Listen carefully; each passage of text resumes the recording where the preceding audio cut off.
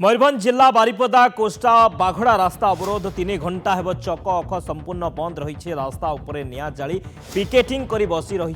शह शह ग्रामवासी ग्रामर सार्वजनीन आंब बगीचा को जिला प्रशासन मनमुखी भावे नीलाम करिथिबा अभियोगरे प्रशासन विरोध में नाराबाजी करिसेंती शताधिक ग्रामवासी नीलाम प्रक्रिया को तुरंत स्थगित रखिबा दाबी रे रास्ता को ओह्लाइछंती उभय महिला और पुरुष दाबी पूरण न हेबा पर्यंत राजपथरू हटिबु नाही बोली चेतावनी दैछंती। सेपटे घटनास्थल में बारिपदा सदर पुलिस पहुंची लोकों को बुझासुझा करुछि अन्यपक्षे कौनसी प्रशासनिक प्रतिक्रिया मिल पारि नाही।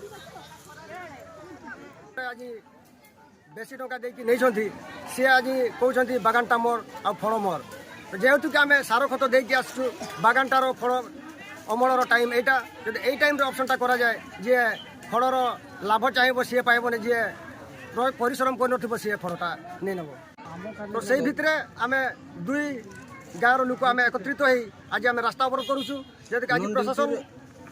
आज आमर कथा जदि स्वीकार न करती आम हटिबू ना रास्तारू।